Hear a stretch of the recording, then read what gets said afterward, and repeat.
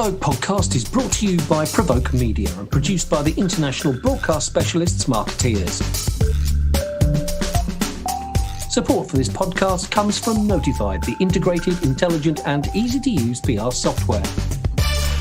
Get a free demo today at notified.com.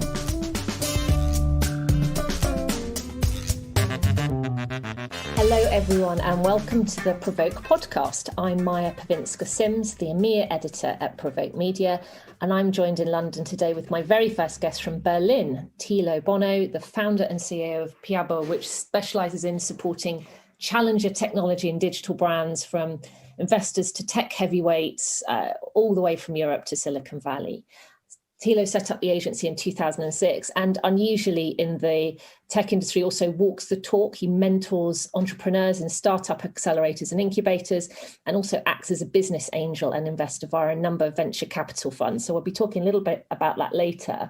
But Tilo's here mainly to talk about Clubhouse, the new social media platform that everyone's talking about. He was an early adopter of the platform and he's going to give us his top tips on navigating and making the most of Clubhouse. And in fact, Tilo very kindly joined the stage at Provoke's first Clubhouse room yesterday, where Arun and I hosted a conversation about mental health and PR. So he's clearly already a pro, I can say from first-hand knowledge. Tilo, welcome to the Provoke podcast. Maya, thanks for having me. How are you doing this week? How are things in Germany? Very good. I hope that next week I can go to a hairdresser after more than, I think, 3 months. So good that we have an audio podcast, not a video podcast right now. Okay, that's good. Yeah, point taken. I empathise entirely. So tell us, give us a bit of a briefing note on what is Clubhouse? What's all the fuss about?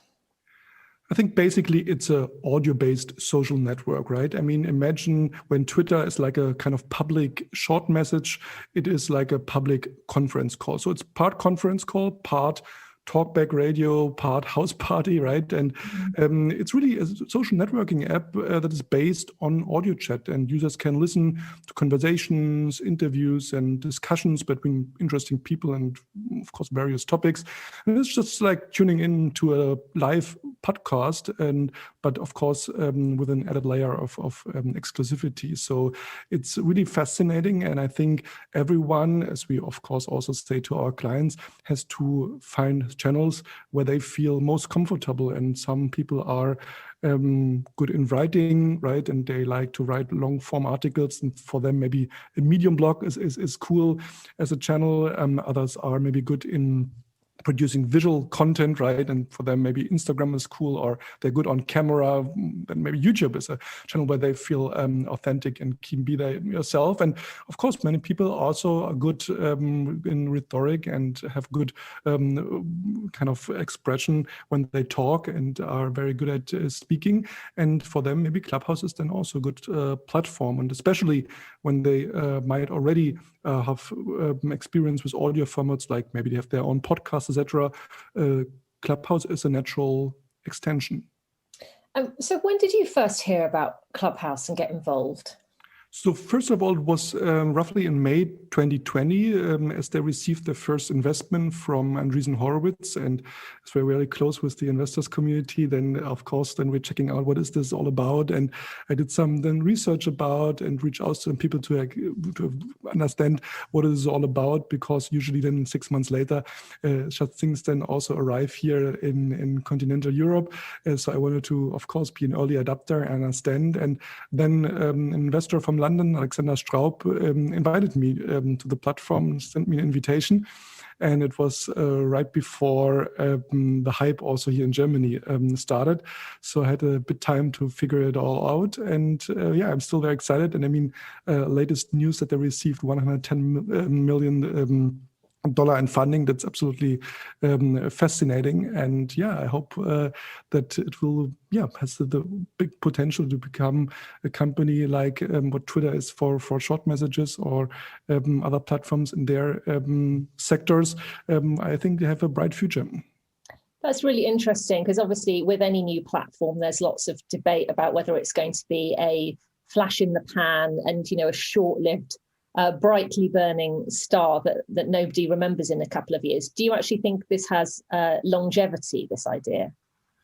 100%, because I mean, of course, there will be other platforms that copying. I mean, we saw Instagram, so Facebook copying story features and other functionalities from Snapchat, for example, etc. Or we see now Twitter has their Spaces, which is basically Clubhouse inside Twitter.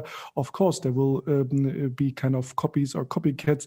That's clear. But I mean, I think every platform has his target group and special use cases. So I'm especially audio. I mean, we see it with podcasts, but such a big market audio is, and we are just at the beginning. I mean, don't forget that Clubhouse right now is only accessible for users of iPhones as we speak, and this maybe 20% of the market, right? So imagine when it now opens up to Android users and really gets now when you see people from Japan, from all over the world are joining step by step, and it's actually really at the beginning. It's a different kind of platform, right? I mean, when you see Facebook, where you're more with your friends, family, and maybe colleagues, or LinkedIn, which is very, of course, clearly a business network, or YouTube, where you have from music videos to explainers and how-to tutorials, etc. Clubhouse is here also in his way very unique,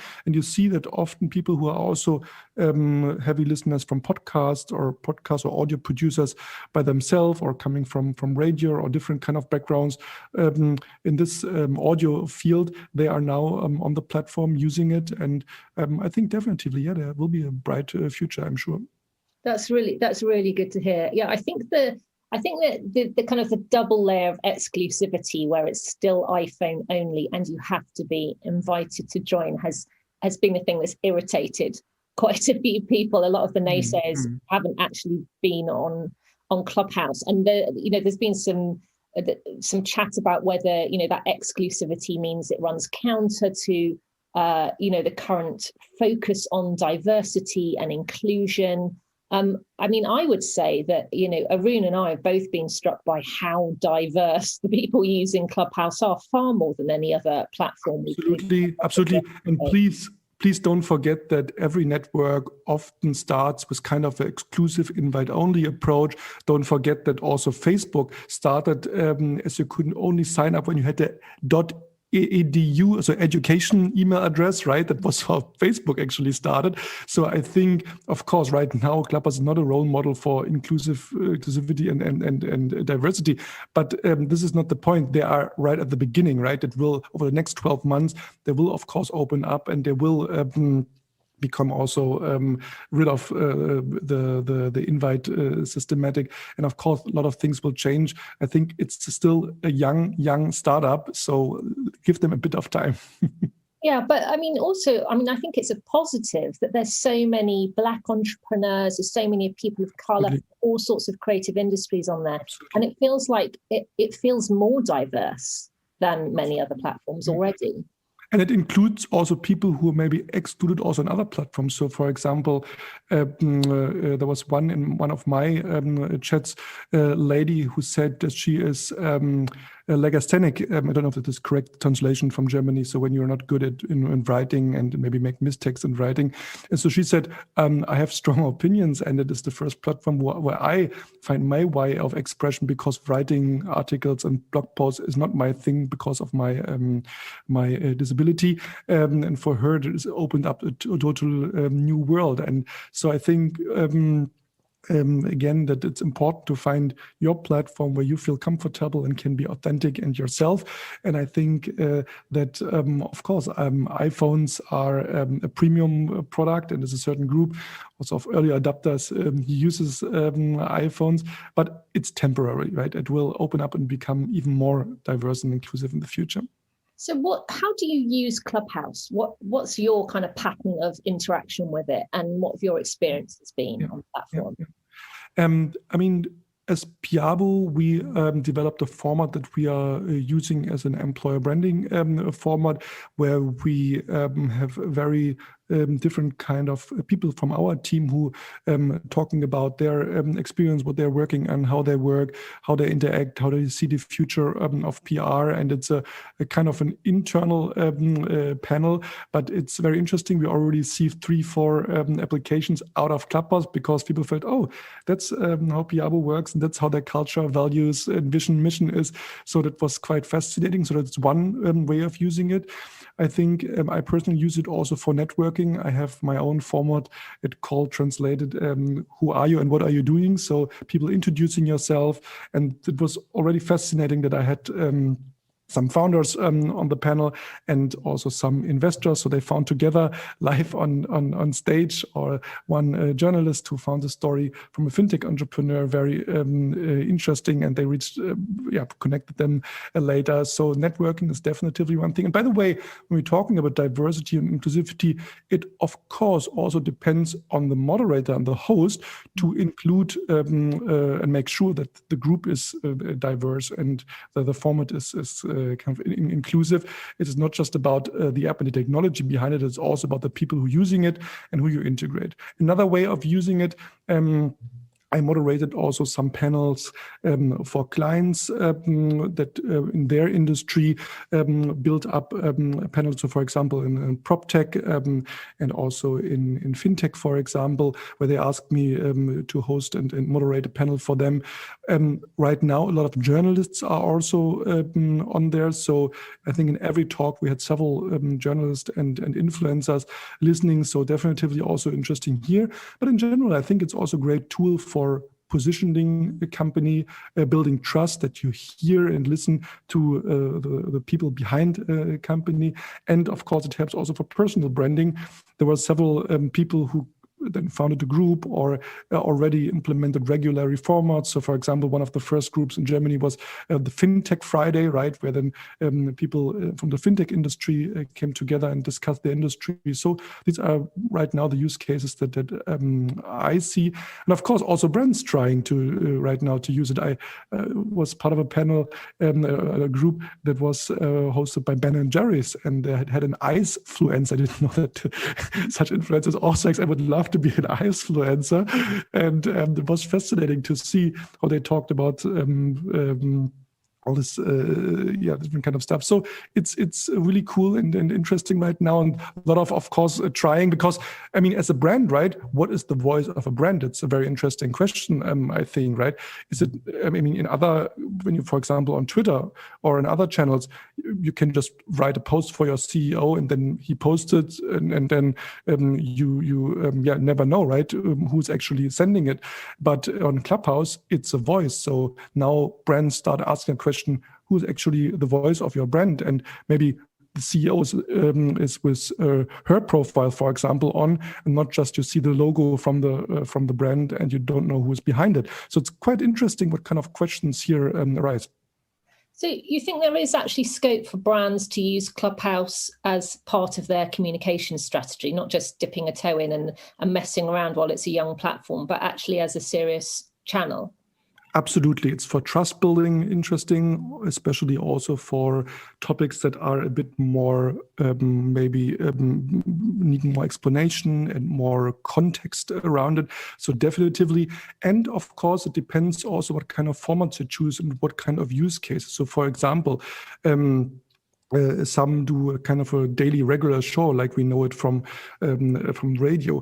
Other hosting panel discussions, include different kind of formats to certain topics about tech or politics, marketing, diversity, HR, startups, whatever. But also Clubhouse and itself is like a huge, like a mega audio bar camp, right? So people asking the question, okay, what kind of setup is the best? Do you hear me well? Microphone setups or technical setups, right?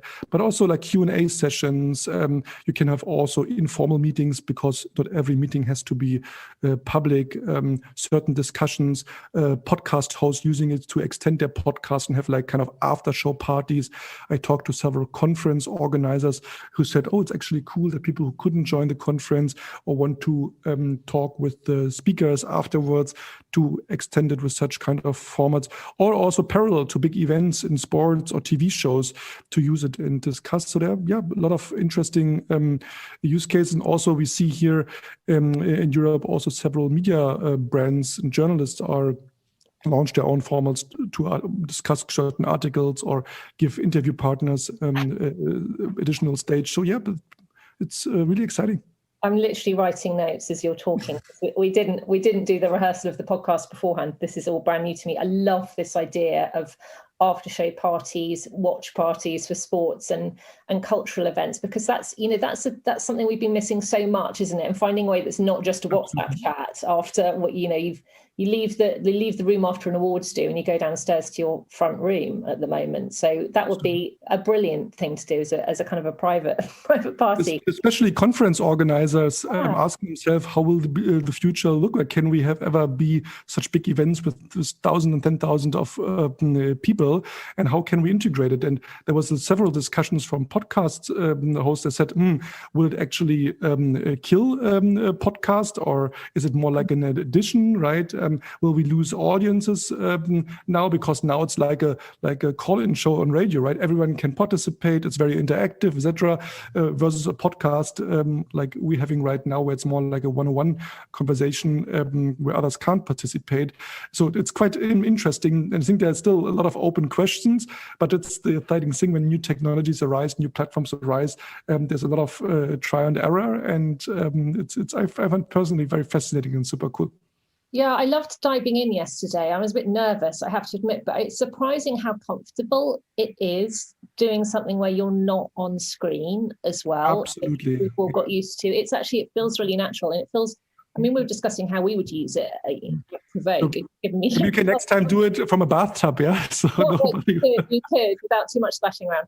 I love the idea that it's, we do a lot of podcasts and we do a lot of quite formal events with panel sessions. I love that it's something. It's kind of in the middle. It's neither one nor the other. It's not going to replace anything we already do. It's like an additional layer of interaction with our audiences, who are all very, what comms people are like. They all want to have a chat about something. So it's I felt like yesterday in our first session, it was a bit like having a private room in a really good bar, where you have a host who's buying the drinks, and there's a topic for discussion, but actually it was a really safe space, which a lot of people said as well. You can, oddly enough, even if it's a public room, it can feel quite safe and intimate. And I think because it's not being recorded or broadcast, it's like you're there or you're not there. So especially for also the same, I think, applies like for B2B brands when they have a podcast.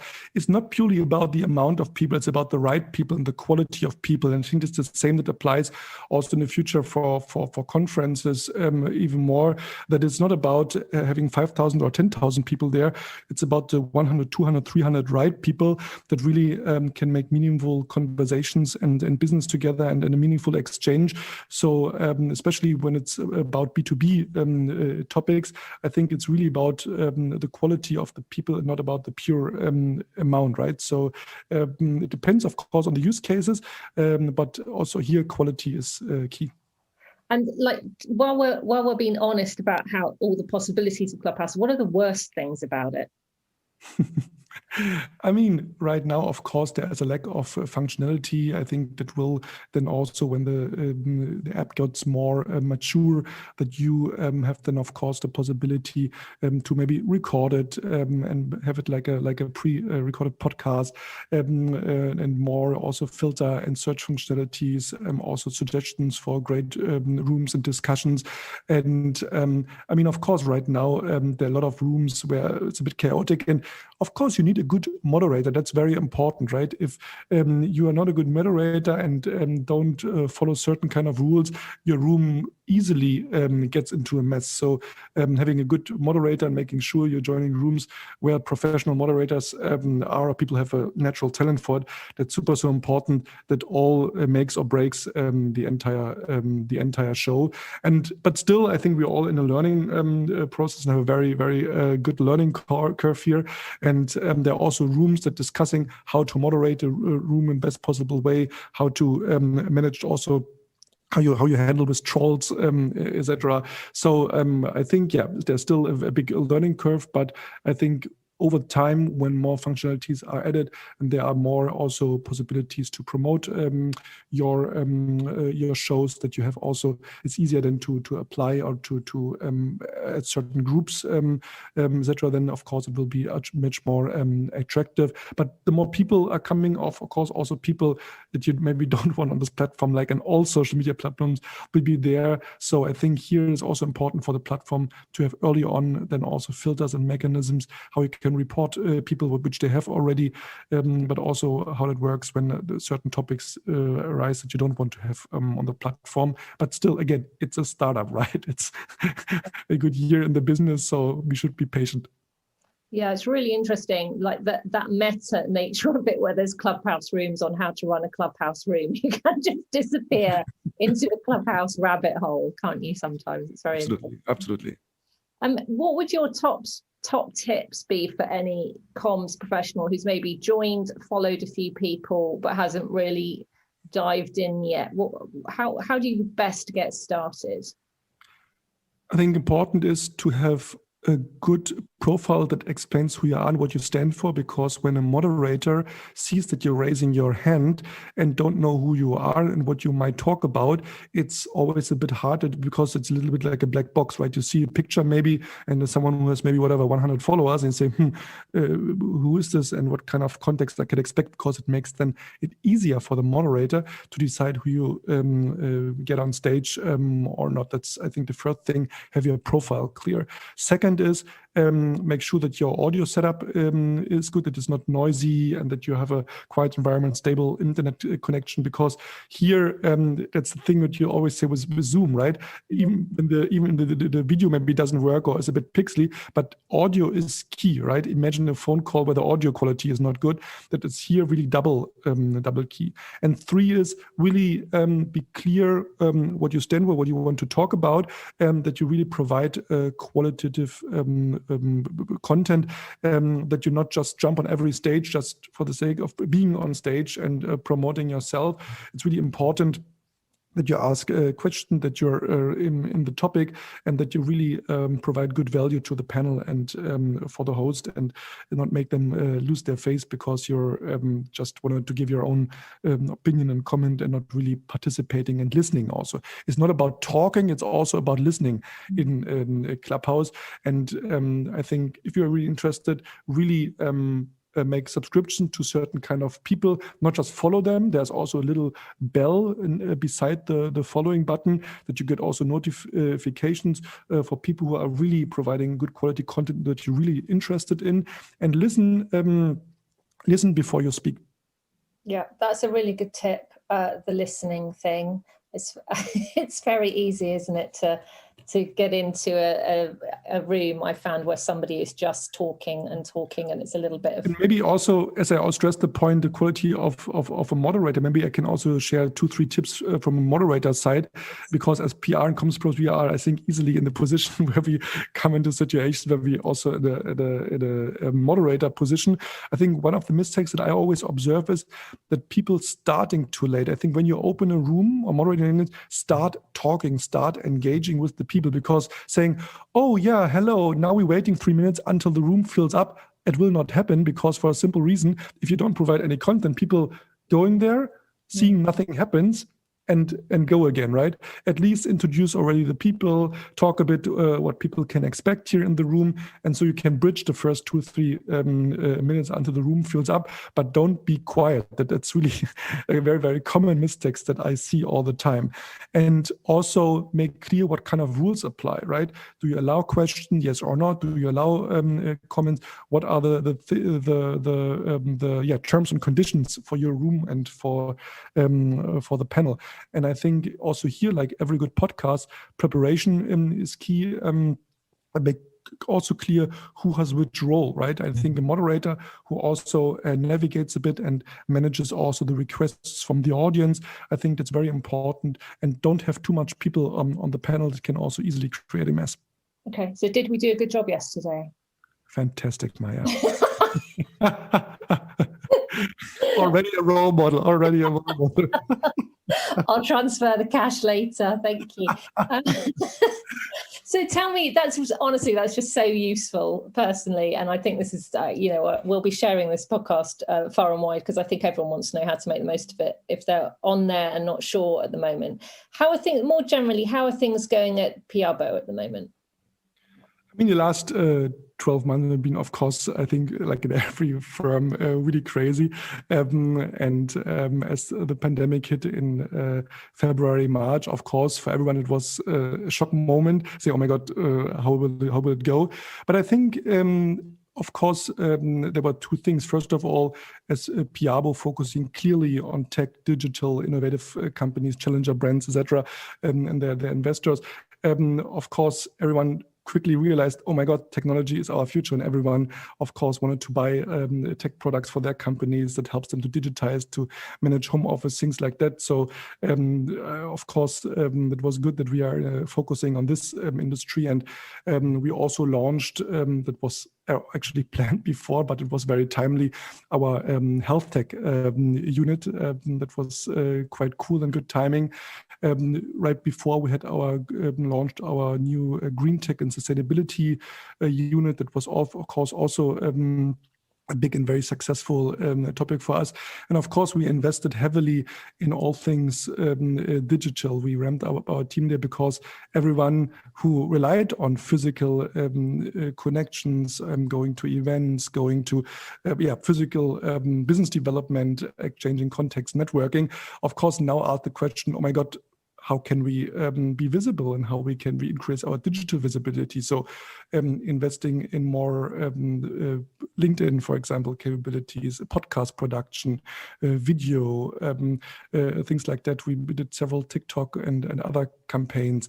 That was really interesting. Also, when it comes to our smart manufacturing practice, of course, all the topics around Industry 4.0 was very good. Employer branding, very important topic. I think it's now part of literally every campaign because many companies are still, of course, growing, looking for the best talent, offering now remote work, etc. So there's a totally different way of also how you digitally do your employer branding, communicating your values, your vision, your mission, making the people visible also in times where we are all home and not on stages or conferences. So knocking on wood, we still had from a double-digit growth, and so we are very humble and very thankful for the developments, and it was a really fascinating and wild ride the last 12 months. Yeah, absolutely. Wild ride. That is all a good way of summing it up. But it sounds like you have very much ridden that roller coaster. It was really fascinating when we were talking before we started about your mentoring and being a business angel investor. What's it like when you see those kind of fledgling startups start to grow up and be successful? Have any actually come back to you as a client? I mean, this is really something that is very close to my heart because I'm a strong believer in giving first before you take. And I think mentoring young entrepreneurs and helping them on their way to grow and thrive, it's really something that is absolute passion of mine. And there are several cases where we early on mentored and helped in a mentor role to give them a PR workshop or storytelling help or some introduction to journalists, things like that. And then after a couple of years, when they made their Series A and beyond, they came back and said, now we can afford to be your client or help us to grow. And this is really, really fascinating. And also when it comes to, of course, business angel investments or when you're supporting venture capital funds, I think more and more also the investment professionals realize how important good communication is, because only when a startup has good communication, it also has impact on so many areas, right? Employee branding, finding the best talents is always a big challenge for startups because nobody knows them, and it's of course also for the new teammate risk. So yeah, they want to know what are they standing for, etc. But also very important for the investors that they get visibility in the investors community, that other, let's say, for example, growth investors grabbing their attention that because startups are always in fundraising mode and they always need new funding. So it's important to be visible also here, but also too when it comes to shrinking sales cycles, for example, things like that. This is very, very important. So I think the collaboration with the investors and venture capital funds, they have an intrinsic motivation that their companies are visible and having a good reputation. And I think here both comes together, fame and money. And this is, I think, a very cool combination. And we are very proud of being a deep part of the community. And I think that pays off that we have this clear focus. And we can really dive deep in understanding the business models, understanding the culture, understanding companies in growth mode. And this is fascinating and challenging at the same time. Oh, it must be so satisfying knowing that as a comms professional, you are in at the start of shaping that business as well. And, the closeness with which you can prove what you've done has, helped them raise more Series A funding than they would have done otherwise. Absolutely, and it works. And it's really funny. I mean, it really, really works. We see, like last week, we had a article interview from one of our fintech clients in a very specialized fintech blog, and I called afterwards, said, "Wow, with this article from this kind of niche industry influencer medium blog, we received 4 high-quality AAA investment calls that reach out to us." Want to talk to us. They were being so thankful. And this is always nice to see when you really can make an actual impact. And on the other hand, for our team, it's also, of course, fascinating to be really at the forefront of technology, to learn about the latest developments. And as we have, I think 50% of our clients are Silicon Valley tech heavyweights, to really working with these kind of up and coming new latest technologies and introducing it to our society and to the industry. That's really something that is fascinating and makes it also for the team exciting, because they are working today on topics that are tomorrow reality and changing all our lives. That's just so cool. Love it. We should probably wrap up now, though I could speak to you all afternoon. Personally, Tilo, what lockdown habits are you going to be continuing when we come out of the other side, other than growing your hair?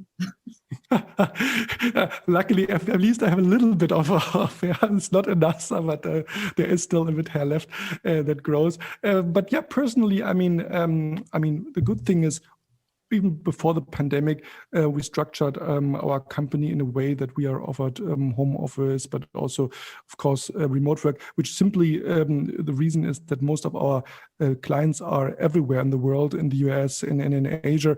And so it really doesn't matter where people are and where they're based. So that, of course, helps also when it comes to recruiting. So these kind of habits that we are fostering it and being having this hybrid model between our headquarter, of course, in Berlin, but also remote hubs and remote teams. That's really something that we learned since many, many years. That was not new to us. And I think that's why we also sustained and made it so, developed so fantastic over the last 12 months, even in the midst of a global pandemic. And personally, for me, I mean, I'm love to connect with people. I'm missing totally to meet people, to meet our friends and partners all around the world. And but I see at the same time that it's not necessary to be all the time in the office, and I see what work and what not. I miss the serendipity, just meeting colleagues in the hallway and say, "Hey, how's it going? How's client XYZ doing? How are you feeling? What can I do for you?" And of course, I think these serendipities make at least 10% of our business.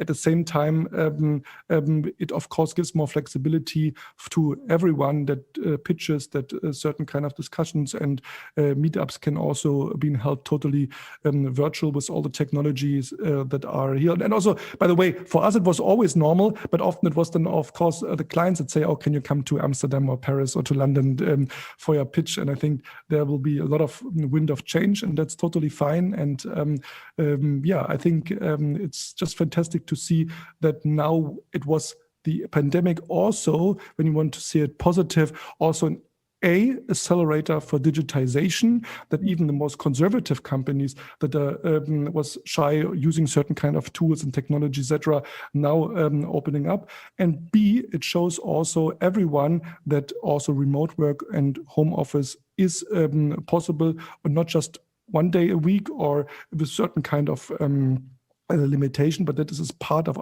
the future of work from all of us.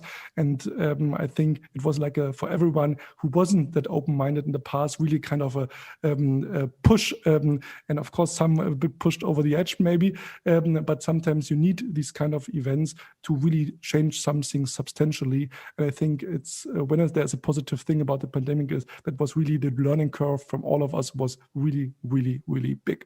No, it's been huge. And I miss serendipity too. That was one of the things I was talking to some of my friends about the other day, just bumping into people and making those connections. But, coming back to our original point, maybe there's room for that serendipity again with a platform like Clubhouse, where you can Absolutely.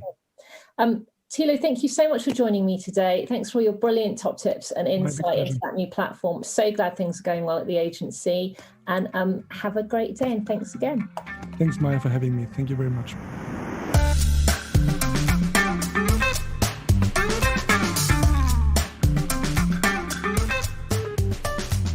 You have been listening to the Provoke podcast, brought to you by Provoke Media and produced by the international broadcast specialists Marketeers. Support for this podcast comes from Notified, the integrated, intelligent and easy-to-use PR software. Get a free demo today at notified.com.